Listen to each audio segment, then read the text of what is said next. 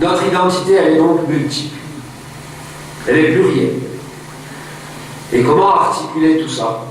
Si je suis musulman, si je suis réunionnais aussi, si je dis que je suis européen, je suis français, eh bien, est-ce que je vais pouvoir suivre certaines coutumes, certains usages, adat, qui ont lieu dans ce pays dans lequel je me trouve? D'autant plus que ceux qui ne sont pas yab, toujours avec le kalkal, et qui ont d'autres origines, pour eux, il y a encore un autre aspect, c'est que j'ai une culture, la culture d'origine de celle de mes ancêtres. Est-ce que si j'abandonne certains points de cette culture, est-ce que quelque part, on ne va pas dire que j'ai renié mon identité, j'ai renié mes racines? Après, il y a un autre aspect, l'ancien, et puis le contemporain, le traditionnel et le moderne. Même à La Réunion, il y a des choses qui se faisaient auparavant, c'était les usages, et puis maintenant, puisque c'est en train de s'européaniser de plus en plus, il y a une autre façon de faire. Alors comment je fais pour articuler tout ça? Déjà, est-ce que je peux le faire? C'est là qu'il nous faut comprendre. On avait fait allusion à cela déjà tout à l'heure, c'est que l'islam, pour les ibadat, pour les actions qui sont purement cultuelles, on a parlé de la prière rituelle, c'est aussi le cas du dhikrullah, que l'on connaît. Alors bien sûr la prière aussi c'est dhikrullah, mais là c'est au sens particulier. Le jeûne, l'aumône, les wajib, le petit pèlerinage, le grand pèlerinage, le fait de réciter le Coran de façon cultuelle, le fait de faire dua avec Allah subhanahu wa ta'ala, que ce soit dua ou thana lorsqu'on fait ses éloges, on s'adresse à lui, ou que ce soit dua ou talab lorsqu'on lui demande quelque chose pour nous. Tout cela, c'est les actions purement culturelles. Ça ne va pas changer. Le musulman, il peut être à La Réunion, il peut être en Arabie, il peut être en Inde, il peut être aux Comores, il peut être à Mayotte, il peut être au Maghreb, il peut être en Chine, il peut être en Indonésie, il peut être en Afrique noire, il peut être ailleurs encore. Ces éléments-là ne changeront pas. Certes, sur certains points, il y a des divergences entre les mujtahidoun depuis les premiers temps. Ce sont des points qui sont remis.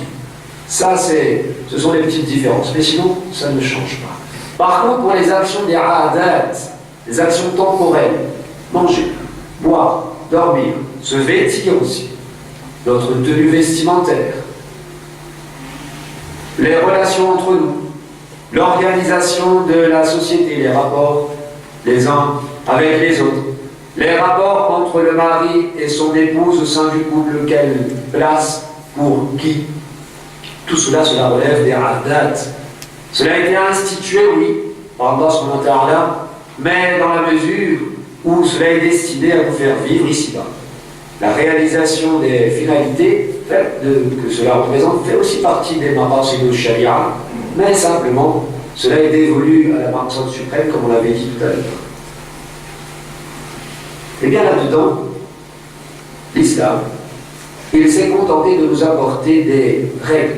On appelle ça des éléments ta'abboudi, des ahkam.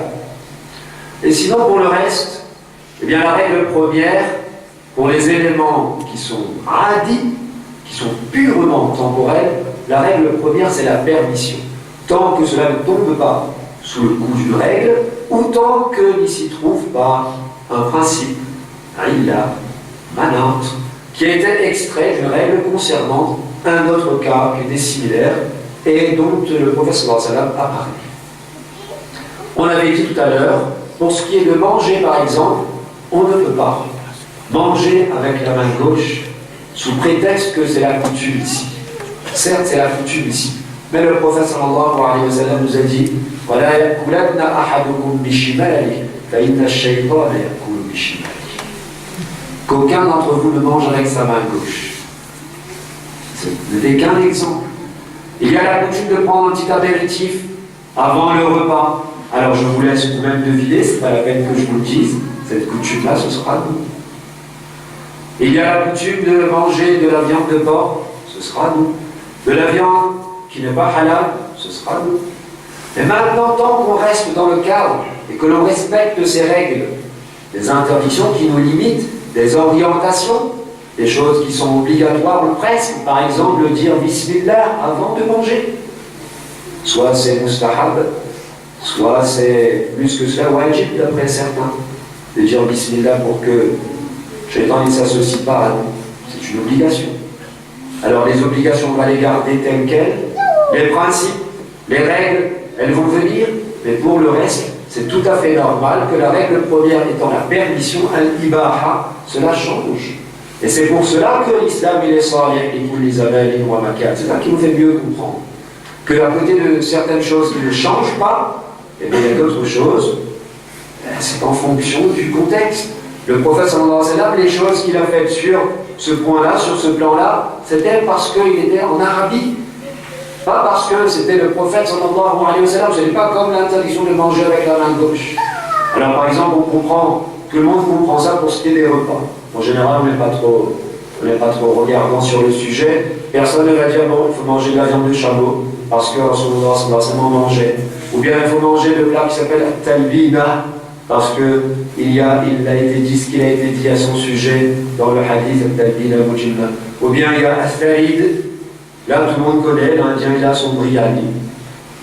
Et puis celui qui est réunionnais d'origine indienne, il a son biryani. Celui qui est musulman réunionnais, c'est un yam ou un créole, il a son carnet de poulet. Celui qui est d'origine maghrébine et qui est réunionnais, il a son couscous.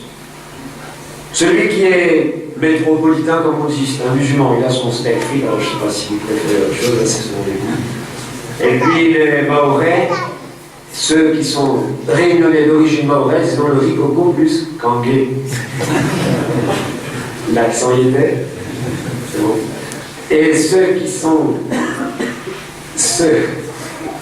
sont d'origine comorienne, ils ont le riz coco et là-bas ils appellent ça tibé. Eh bien, en général, pour les goûts culinaires, on ne dit pas qu'il faut retourner exactement faire manger ce que Rasulullah mangeait, les mêmes plats, ou bien cuisiner de la même façon. Alors, ici, au contraire, les Indiens, ils aiment beaucoup la sauce, les épices, etc. Ça marche. Eh bien, ce qu'on a compris pour le ta'am, c'est vrai aussi pour la tenue vestimentaire. Et là, je nous renvoie au discours que Maulana Zakaria Gambad avait fait ici même dans cette salle, il y a quelques mois, et vous l'avez expliqué que justement, dans la tenue vestimentaire, il y a les règles, il y a les ahkam ta'aboudiya, et puis il y a ce qui est adi. Le prophète sallallahu alayhi wa sallam, il s'est habillé pour certains éléments. Alors maintenant, comment on va faire la distinction entre les deux? Il faudra se référer auprès de ceux, de nos maulana, auprès de ceux qui ont fait des études en al-Muddin. Alors le prophète sallallahu alayhi wa sallam, il y avait certains éléments, c'était arabe. C'était parce qu'il vivait en Arabie. Il y a autre chose encore. Vous savez, une fois,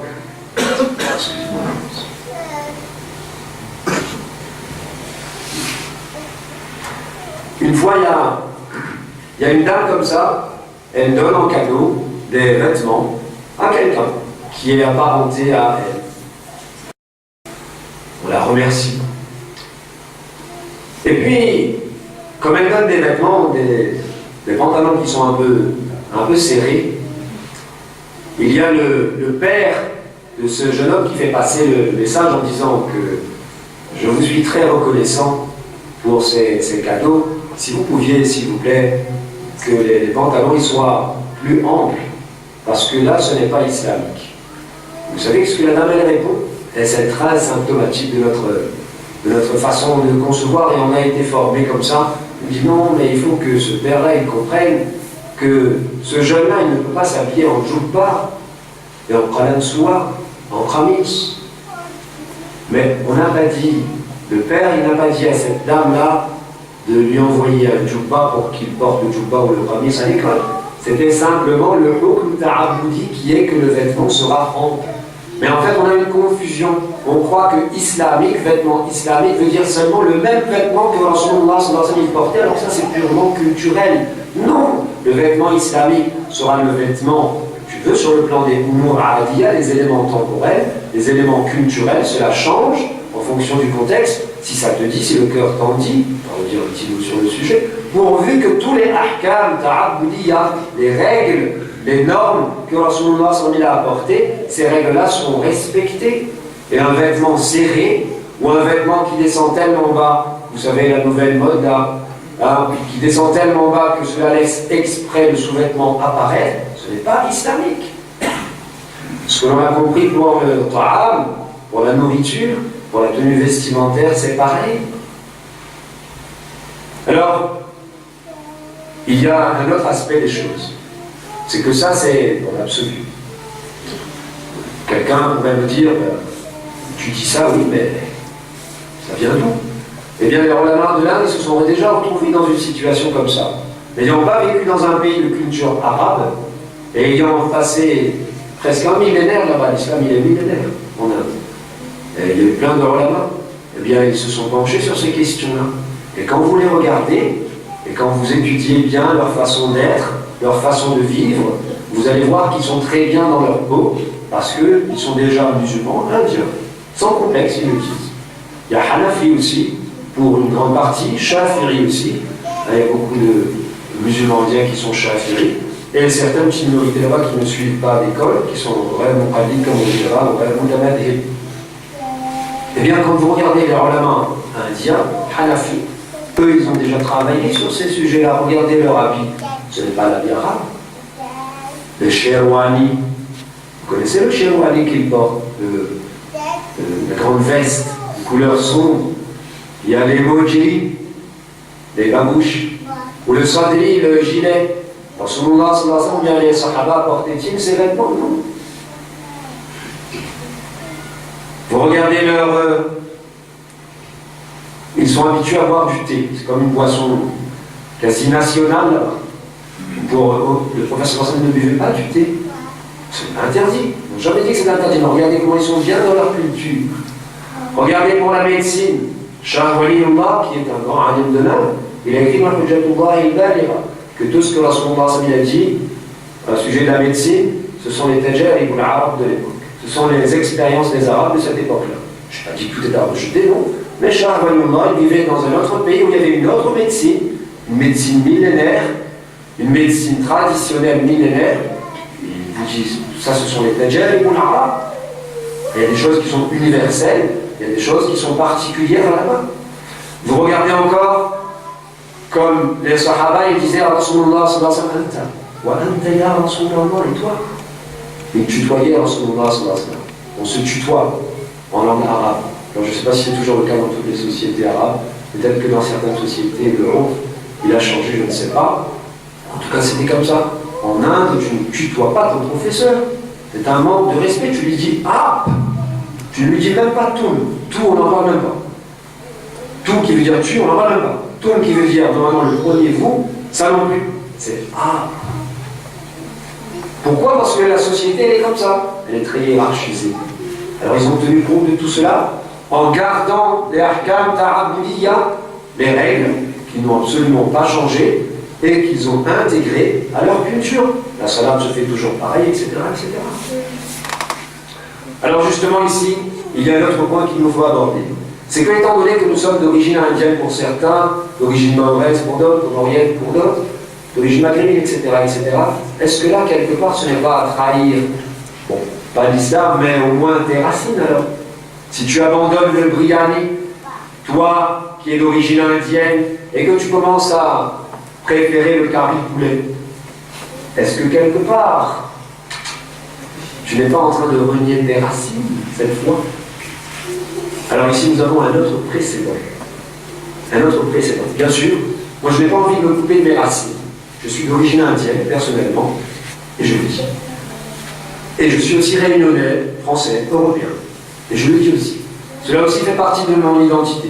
Alors j'ai envie de marier, sur le plan des éléments hadis, j'ai envie de marier certaines choses d'origine indienne et certaines choses d'origine réunionnaise à d'autres choses françaises ou européennes. Et de faire tout cela. Tout en intégrant là-dedans les ahkam ta'abudiyya, les règles qui ont été données par Rasulullah de façon universelle. En même temps, je ne veux pas oublier la tradition. Alors on parlait de la médecine, par exemple à La Réunion, on a une médecine traditionnelle, ancienne, faite à base de tisane. Il y a les tisaneurs qui sont très compétents pour certains, ceux qui sont reconnus. Je n'ai pas envie de me couper de tout ce qui est ancien pour dire que je veux que le moderne. Non, je veux faire ce que Abu Hassan Ali al-Nadawi il a exprimé par sa célèbre formule Al-Jam'u bayna al-qadim as-salih wal-jadid an-nafi'. Je veux rassembler l'ancien qui est salih, qui est bon, et le nouveau qui est utile. Dans la médecine aussi, c'est comme ça. Dans toute chose, ce sera comme ça. Alors, c'est un peu complexe, c'est vrai. Il y a mon identité du pays dans lequel je suis né, j'ai grandi, où je me trouve. Je suis de ce pays. Il y a quelques éléments de mon origine. Il y a les choses du passé, la tradition. Et il y a les choses de la modernité. Il faut faire un mix intelligent avec tout ça. Allons-nous y arriver? Allahu Akbar. Mais au moins, on aura exprimé ça sous forme de théorie. Alors regardez. Rasulullah sallallahu alayhi wa sallam, il vient de Makkah. Et il arrive à Médine. Ne parlons plus des ulama de l'Inde, de la différence de l'Inde, de sa culture avec celle de l'Arabie. Parlons des différences culturelles qui existaient entre les musulmans, les Arabes de Médine, anciennement Yathrib, et les Arabes de Makkah. Alors il arrive à Makkah, à Médine, pardon, et là-bas il y a quelques points comme ça culturels qui sont différents. On va essayer d'en citer quelques-uns, Inch'Allah. Et un jour, on lui présente de la viande qui est rôtie. Alors il va en manger quand son épouse dit « Est-ce que vous avez informé Rasulullah de la viande que vous lui avez présentée ?» Alors on lui dit « Voilà, ça c'est la chair d'iguane. » Un iguane, oui. Un iguane qui est comestible, qui se trouve... alors, n'allez pas manger tous les iguanes que vous trouvez, parce que c'est pas... Et puis, il doit préciser, une petite parenthèse, selon l'école Hanafi, ce n'est pas halal. Le hadith qui vient là, il était abrogé ensuite par un autre hadith rapporté par Boukhari. On refait la parenthèse. Bref, à ce moment-là, en tout cas, l'iguane n'est pas encore interdite sur l'école Hanafi, sur les autres écoles, de toute façon, elles le considèrent halal. Quand on dit à Rasul, c'est voilà, il retient sa main. Il allait manger et il retient sa main. On lui demande est-ce que la chair de l'iguane, là, ce serait haram? Il dit là. C'était pas consommé ça dans la terre de mon peuple. Mon peuple, il n'est pas arabe, il n'est pas toujours chez les arabes. Si, il y a différents degrés d'appartenance au peuple. Il veut parler des Quraysh, de la Mecque. C'était pas consommé là-bas, j'ai de l'aversion pour sa chair. Et là, à ce moment-là, sur la table, il y a aussi Khalid ibn al-Walid, qui lui aussi d'origine. Il vient de Quraysh, il vient de Makkah. Il est Qurashi, il vient de Makkah. Et lui, il tire le plat à lui et le mange, et le professeur Marcel le regarde comme ça. Il ne lui dit rien. Il ne lui dit pas tu as trahi ton identité d'origine, tu as trahi tes racines. Comment tu t'es fait? Moi, je ne mange pas de pain. C'est le goût. Il y a parfois des goûts qui changent comme ça. Parfois, certains sont très attachés au goût de leurs ancêtres. Alhamdulillah pour vous. Il y a certains qui sont un petit peu attachés, il ne faut pas s'occuper de ses racines. Quand même, les hommes, c'est comme les arbres. Sans racines, ils ne tiennent pas debout. Mais ils sont un peu moins, ils vont donner une plus grande proportion d'éléments du pays dans lequel ils se trouvent. Pour l'instant, ça ne lui a rien dit, il y a taqrir. Lui, il a son fier, ce qu'il a fait, il le mange. Et il y a taqrir parce qu'il ne dit rien à Khalid ibn al-Walid qui le mange. Regardez ça. Tout à l'heure, on avait parlé des éléments adi, arabes, que le professeur Hassan il faisait soit dans la tenue vestimentaire, soit autre. Alors, il faut préciser ici qu'on a dit que c'est mubah. Selon un des avis, c'est ce qu'on appelle les sunnah aliyah. C'est ce que le professeur Hassan a fait parce que c'était la coutume ou bien son goût personnel. Il y a plusieurs exemples. Et d'ailleurs, Maulana Tranwi, encore une fois un alim de l'Inde, il a travaillé sur ces questions-là parce qu'il s'est retrouvé, lui seulement, il était dans une autre culture. Mais seulement s'il y a quelqu'un à la Réunion ou ailleurs qui lui se sent bien en pratiquant même ces éléments-là, parce que pour lui c'est une expression de l'affection, de l'amour pour Rasulullah sallallahu alayhi wa sallam, eh bien, alhamdulillah, ce ne sera pas moi qui vais t'inciter à délaisser ça, parce que ça c'est un choix. Il y a celui qui va garder ce que Rasulullah sallallahu alayhi wa sallam a fait comme il a fait, dans ces éléments purement culturels ou de goût. Il y en a qui vont changer en disant que c'est moubar, et ceux qui vont changer, il y en a qui vont garder ceux de leur pays d'origine, et il y en a qui vont marier ça avec leur pays où ils se trouvent. Et c'est comme ça qu'Inch'Allah, on va avancer. Regardez autre chose. Les Arabes, en général, ils aiment les dates. Mais il y avait un bébé là-bas. On l'a emmené auprès du prophète sallallahu alayhi wa sallam pour qu'on fasse la tahnik, demander vraiment son nom s'agit, mettre un petit peu de date. Et puis le prophète sallallahu alayhi wa sallam, c'était à midi. Et puis il a mâché un petit morceau de date et puis il a collé ça dans le palais de ce bébé, comme cela se fait. Alors attention, je n'ai pas dit de faire ça avec un bébé nouveau-né, renseignez-vous. Il l'a fait, et puis le bébé apparemment il a énormément apprécié. C'est un nouveau-né, il a énormément apprécié cette date-là. Alors écoutez la parole du prophète sallallahu alayhi wa sallam. Le goût, l'amour des Ansar pour les dates. Regardez encore le goût. Alors, est-ce que ça se transmet par voie grâce interne? Je ne sais pas. En tout cas, on a encore d'autres exemples comme ça. Le prophète sallallahu alayhi wa sallam, il est muhajir. Aïcha radiallahu anha, elle est muhajira. Ils arrivent à Médine. Aïcha radiallahu anha, elle organise le mariage d'une de ses parentes. Le prophète sallallahu alayhi wa sallam, après le mariage, il lui dit Ya Aïcha, ma ma'akum lahun. Il n'y avait pas d'amusement, vous n'avez pas mis un petit divertissement dedans dans cette célébration du mariage. Les Ansar, le divertissement, ça leur plaît. Regarde, le prophète sallallahu alayhi wa sallam ici, apparemment, il fait allusion au fait que pour les muhajiroun, alors le divertissement c'est universel, tout le monde en a besoin. Les muhajiroun, ils avaient moins besoin de divertissement, c'était moins dans leur coutume, plutôt, de besoin, c'était moins dans leur coutume que chez les Ansar. Alors ici, il dit à Aïcha, qui est une muhajira, qui est originaire de Makkah comme lui, et lui il a observé, il a vu. Alors bien sûr, c'est le cas aussi. Parfois on voit, il y a certaines personnes qui sont d'origine indienne, ils ne comprennent pas qu'il y a certaines personnes qui sont des diables, ils ont un fort côté de divertissement chez eux, c'est la coutume. Alors bien sûr, tout ça doit être cadré, on ne va pas faire du divertissement le but de la vie, comme on l'avait dit au début, et ce sera cadré aussi par les ahkam ta'aboudiya, et cela va rester, regardez cette... Alors, il y a un autre aspect des choses aussi, c'est que parfois justement, on pourrait comprendre, on pourrait croire qu'il y a certaines coutumes, elles doivent être regardées telles quelles, certains goûts, et ne plus respecter ces goûts-là, ces coutumes-là, ça touche le côté moral. Tadayyunan, ce n'est pas bon. À ce moment-là, ce serait une erreur. Imaginez par exemple quelqu'un qui vous dit ah mais tu t'es mis à faire ça. Chez les Indiens, on ne faisait pas ça. Alors que c'est Moubar, il ne te dit non plus que il te dit pas que tu relis ta racine, comme il le disait tout à l'heure. Cette fois-ci, il dit non, mais ça c'est pas bon. Tu fais quelque chose de très grave, très grave. Tadayyunan, ça ne va pas.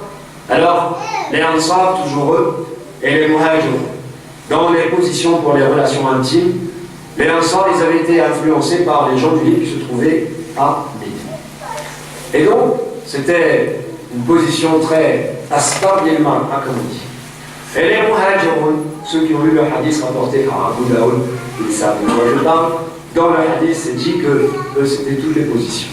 Alors, quand ils ont émigré, c'est arrivé ce qui devait arriver, il y a un Muhajir qui s'est marié avec une Ansariya, et lorsque ensuite ils se sont rencontrés, et que le Muhajir, il allait, comme vous avez compris, la Ansari lui a dit on ne fait pas comme ça. Soit tu fais ça, soit là. Ça n'allait plus. Ensuite, ils sont allés voir le prophète sallallahu alayhi wa sallam, et là, le coup de cette cieux a été révélé Nisa. Alors ici, qu'est-ce que ça veut dire? Ça ne veut pas dire que si vous arrivez dans un autre pays, alors vous devez obligatoirement vous défaire de tous vos goûts. C'était pas par rapport au goût que ici cette révélation a eu lieu. C'était pour dire que Tadayyunan, il n'y a rien. C'est le Moubar. Il y a ceux qui vont avoir tel goût. Eh bien, libre à eux s'ils se reconnaissent seulement dans telle position. Là.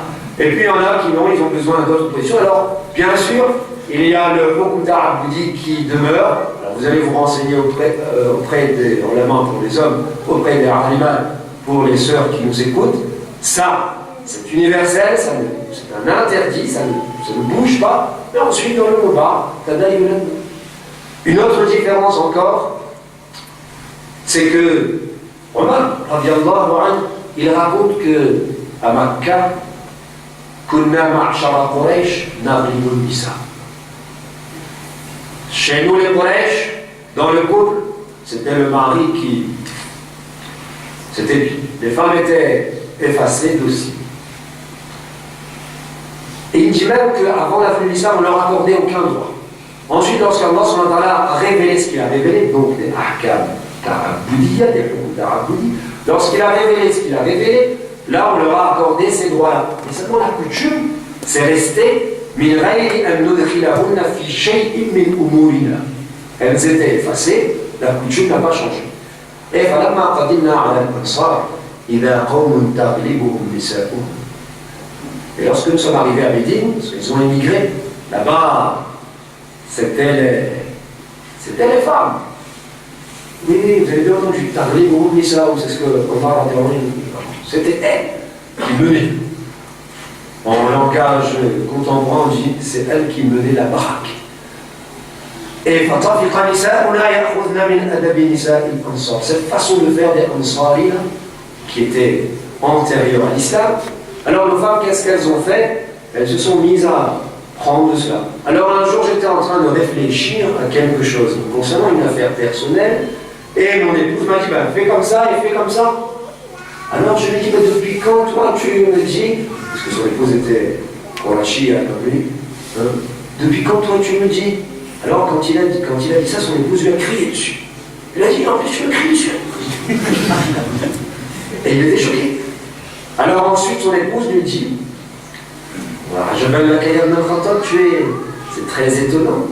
C'est très étonnant ton cas. Tu ne voudrais pas qu'on te réponde? Ta fille, Hafsa bint Urwa, ta fille elle répond à Rasulullah sallallahu alayhi wa sallam, hatta yadalla yawmahu ghadban, au point que le reste de la journée il est mécontent.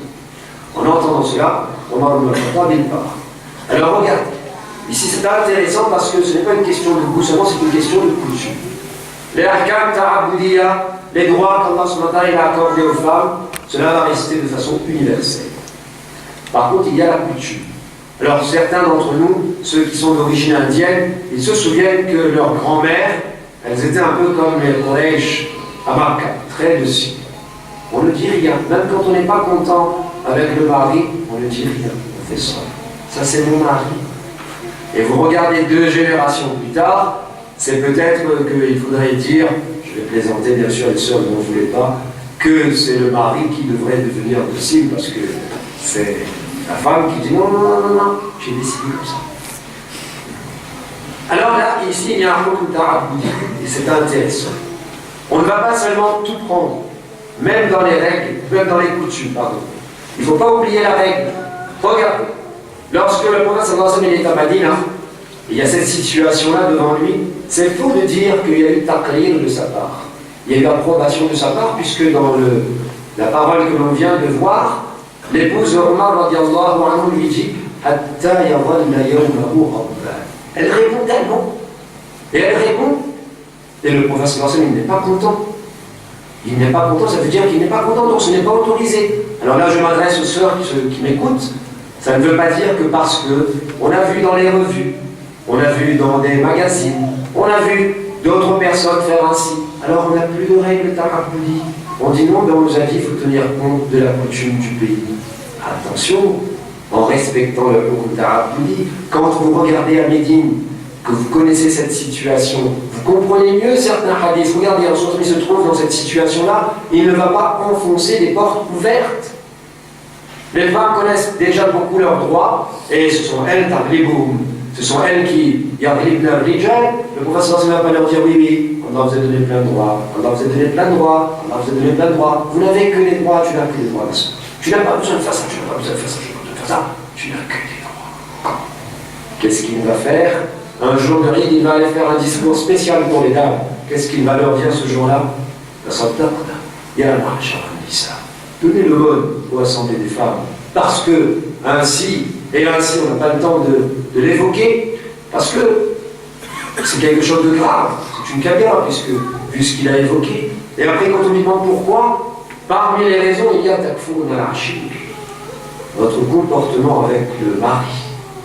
Takfurna, il y a un sens particulier, on n'a pas le temps de développer là, mais cela relève du comportement. Quand vous lisez ça, vous comprenez mieux pourquoi une dame est venue voir le prophète sallallahu alayhi wa sallam. Elle avait besoin de quelque chose, le prophète sallallahu alayhi wa sallam, il l'a écouté et puis il a fait ce qu'il fallait faire. Et ensuite, il regarde cette dame et puis il lui dit tu as un mari, tu es marié. La femme lui dit oui. Alors écoutez, qu'est-ce que le prophète sallallahu alayhi wa sallam lui dit? Pourquoi? Parce que regardez la situation de Médine. Qu'est-ce qu'il lui dit? Il dit à à cette épouse-là, Kayfa amtila, comment tu es par rapport à ton mari? Alors l'épouse lui dit, Ma aluhu illa ma ajaztu an. Je fais tout l'impossible. Malgré cela, écoutez bien ce que le prophète sallallahu alayhi wa sallam fait comme réponse. Il lui dit, Fanzuri ayna anti minhu. Fa innama huwa jannatuki wa naruki. Reconsidère bien, regarde bien où tu en es par rapport à lui, car il sera la cause de ton entrée dans le paradis ou la cause de ton admission dans la gêne temporaire, bien sûr, entre parenthèses. Alors regardez, pourtant, par ailleurs, même à Médine, quand il s'est adressé aux hommes, il leur a toujours rappelé khayrukum li nisa'i. Non, khayrukum li ahli, pardon. Le meilleur d'entre vous, c'est celui qui est le meilleur avec son épouse. Wa ana khayrukum li ahli. Dans l'autre hadith, il y a akmalul mu'minina imanan ahsanuhum khuluqan wa khiyaruhum li nisa'i. Ça, il va le dire dans une assemblée d'hommes, parce qu'il connaît la situation. Tenir compte de la coutumerie, en prenant en compte les hukm ta'aboudi, et en sachant où est-ce que l'on veut partir. C'est ça donc. C'est ainsi que, Inch'Allah, nous allons pouvoir vivre toutes ces composantes de notre identité. En comprenant bien qu'est-ce qu'un hukm ta'aboudi, qu'est-ce qui est un élément adi, en mariant intelligemment les différents éléments adi de notre identité, par rapport à l'origine, par rapport à ce qui est actuel, par rapport à ce qui est ancien, par rapport à ce qui est nouveau, par rapport à ce qui change aussi. Et tout cela, ce sera en gardant les ahkam ta'aboudi. En gardant aussi les croyances. En gardant les croyances. Parfois, il y a des superstitions à La Réunion où on dit que si ma main gratte, ça veut dire que bientôt je vais avoir de l'argent. Non, ça se dit, ça se dit. Alors parfois, il y a des musulmans qui y croient. Alors ils croient soit que c'est un alama, ça veut dire si ça gratte, c'est un signe. Parfois, ils croient même que c'est un sabbat, c'est une cause. Si ça gratte, ça veut dire que cela va entraîner que je vais avoir de l'argent. Tout cela, c'est faux. Le prophète sallallahu alayhi wa sallam, il a dit la adwa, wa la tiyarata, wa la hamata, wa la nawa, wa la safa. C'était des superstitions de l'époque. Alors, bien comprendre ce hadith et bien l'appliquer, c'est déjà comprendre ce que cela représentait par rapport à l'époque, mais aussi c'est savoir faire un lien avec les réalités d'aujourd'hui pour que l'on puisse dire, avec les nouvelles superstitions qui sont devant nous, que non, comme le prophète sallallahu alayhi wa sallam avait dit que cela n'existe pas, et on va dire que cela n'existe pas. On n'oublie pas dans tout cela notre identité qui est l'islam. On est attaché à tout ça. L'islam en tant que digne, il y a se rapprocher d'Allah, il y a être au service des hommes, de tous les hommes. Il y a se mobiliser pour l'islam, ce qu'on appelle tabi'id ou din. Tout cela, cela fait aussi partie de notre identité et il faut que nous le fassions chacun à son échelle. Il y en aura qui pourra se mobiliser pour l'islam en rendant service à la mosquée. Il y en a qui va faire autre chose. Il y en a qui va participer de telle façon. Chacun selon ses compétences en restant dans le cadre voulu. Et ici, une fois, était passé un calligraphe qui avait été invité à La Réunion par un organisme non musulman. Ils avaient invité différents calligraphes de différentes langues. Et lui, il était un musulman chinois, vraiment chinois. Et puis, il était spécialiste dans la calligraphie arabe. Alors, ils l'ont invité ici. C'était dans le cadre. Et puis, il s'est rendu compte qu'il y a plein de musulmans. Il avait rencontré un musulman sur l'aéroport, d'où il venait pour se rendre à La Réunion. Et puis ensuite, il est resté avec lui. Il est même passé ici au Darul. Alors ici, il nous a dit une parole, et c'est là-dessus que je vais terminer. Tout cela, on aime. Tout cela, on aime. Caripoulet, Riyani. Mais on n'oublie pas d'aimer les sha'a'irul islam, ce que l'on appelle les symboles de l'islam. Alors il dit, quand moi je suis venu ici, il avait parlé en arabe, et il y avait eu la traduction, c'était pour les élèves. Lui, il avait dit, quand on m'a proposé de venir ici, j'ai accepté, c'est mon métier, mais je me suis dit, je vais partir là-bas pour 10 mois. Est-ce que pour 10 jours, est-ce que je vais devoir passer 10 jours sans entendre une fois le adhan? Ça me faisait quelque chose au cœur. Je ne savais pas qu'il y avait des mosquées, qu'il y avait des madrasas, qu'il y avait un Darul Ulum, et qu'il y avait tant de musulmans ici. Alors regardez, chers frères. Identité, elle est multiple. On est attaché à certaines choses, on est attaché aussi au adhan. Entendre le adhan, ça fait partie de nos shi'ar. Alors, en conclusion, les hommes, c'est comme les arbres. Sans racines, ils ne tiennent pas. Toi, qui es un musulman réunionnais, qui est d'origine peut-être comorienne, ou indienne, ou mahoraise, ou maghrébine, ou qui est un yab, ou un kaf, ou qui est d'origine malgache, tu n'es pas un arbre déraciné. Tu es un arbre, au contraire, bien enraciné. Parce que tu sais où sont tes racines, mais tu sais aussi où pousse ton arbre. Ton arbre, il pousse ici. Se couper de ses racines, ce serait se couper de ses origines, ce serait se couper d'une partie de soi-même, mais ne pas comprendre que nos branches sont en train maintenant de se déployer dans un ciel qui n'est plus le ciel de l'Inde ou du Maghreb, etc., mais le ciel réunionnais, français, européen. Ce serait aussi se couper d'une partie de soi-même. Wa akhiru da'wana, alhamdulillah.